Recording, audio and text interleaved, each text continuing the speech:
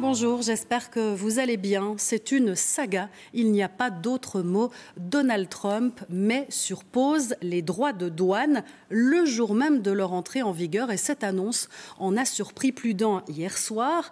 C'est vrai que ça devient difficile de suivre les comportements du président des États-Unis. Tentons de comprendre ce qui s'est passé avec Dylan Demaret et Esmeralda Labi.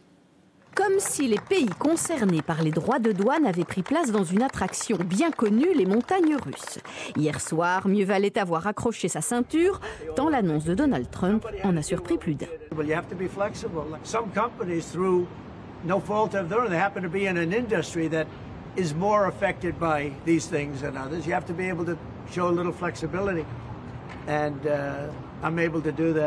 Donald Trump affirme que plus de 75 pays ont contacté son administration pour négocier ces droits de douane. Des pays qui, toujours selon le président, n'avaient pas décidé de prendre des mesures de rétorsion contre les États-Unis. Par conséquent, Donald Trump a choisi de les entendre pendant 90 jours. Flexibilité d'un côté, dureté de l'autre, car les Chinois, eux, se voient sanctionner 125% de frais de douane supplémentaires avec effet immédiat pour manque de respect. China was by far the biggest abuser in history. Last year, China made $1 trillion off trade with the United States. That's not right. And now I've reversed it. China wants to make a deal. They just don't know how quite to go about it. You know, it's one of those things they don't know how quite. They're proud people. Comment expliquer ce volte-face? Pour le secrétaire américain au Trésor, c'est juste la stratégie présidentielle. This was his strategy all along, and that you might even say that he goaded China into a bad position.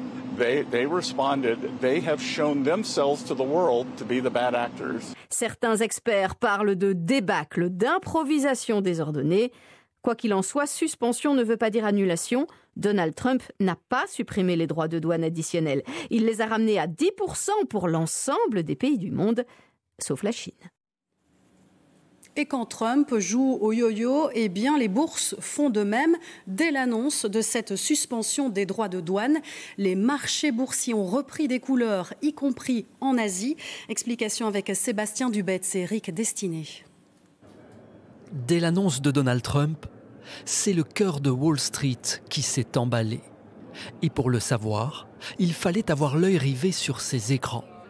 Le Dow Jones, un des principaux indices de la bourse de New York, a terminé en hausse de plus de 7%. Le Nasdaq a pris 12%. C'est clair, les marchés sont soulagés.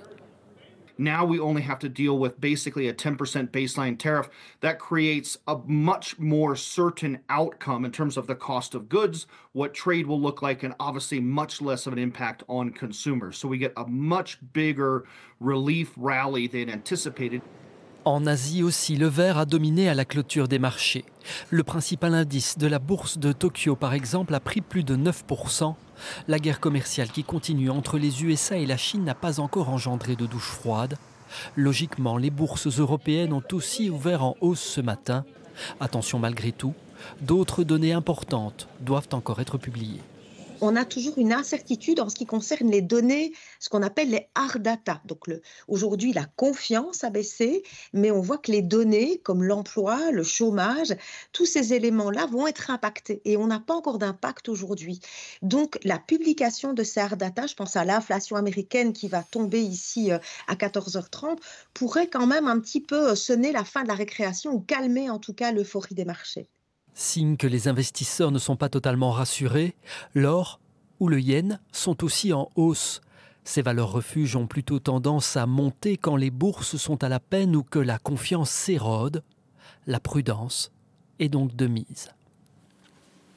Et avec ces allers-retours, eh bien, les entreprises ont du mal à suivre. Rappelons que la Belgique exporte aux États-Unis. Nous sommes donc retournés voir des chocolatiers et des brasseurs. Et si cela continue, certains envisagent tout simplement de laisser tomber ce marché. Reportage de Denis Silva, Ipoveda et Pierre Bucremer. Il trouverait ça presque drôle si la viabilité de sa chocolaterie n'était pas en jeu.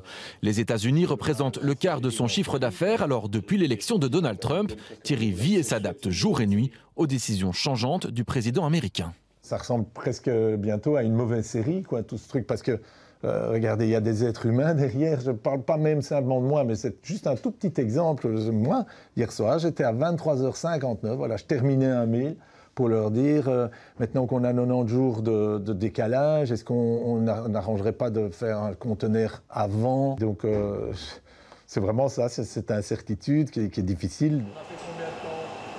Car cette fois, la suspension de 90 jours des surtaxes douanières engage une vraie course contre la montre. Pendant que la trentaine d'ouvriers produisent à plein régime dans l'atelier, le chocolatier doit tout réorganiser. En fait, c'est encore plus grande incertitude que la semaine dernière où j'avais cette taxe qui allait arriver, mais au moins on espérait que l'Europe négocierait. Maintenant, je dois attendre 90 jours avant de savoir s'il y aura une taxe. Comme il faut 30 jours de trajet en bateau vers là-bas, on a le temps de vite produire un conteneur ou l'autre et envoyer encore avant les taxes aux États-Unis. Mais je suis obligé d'avoir mon bon de commande avant, d'avoir mes matières premières à temps. Pas du tout sûr que ça va marcher. À quelques kilomètres de là, c'est la brasserie Silly qui subit ce contexte volatile.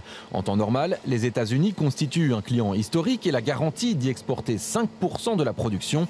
Mais aujourd'hui, ce brasseur ne sait plus où donner de la tête. Ça fait quand même 20 ans que je suis là. Moi, je n'ai pas connu une instabilité telle que celle-là par rapport aux États-Unis. Trump qui vient avec ces taxes, on ne sait pas trop à quelle sauce on va être mangé. Et donc, on se dit, voilà, bon, maintenant c'est 25%. Puis maintenant, ça passe à 10%, alors on est un peu entre deux eaux et on ne sait pas trop vers quoi on va aller, quoi.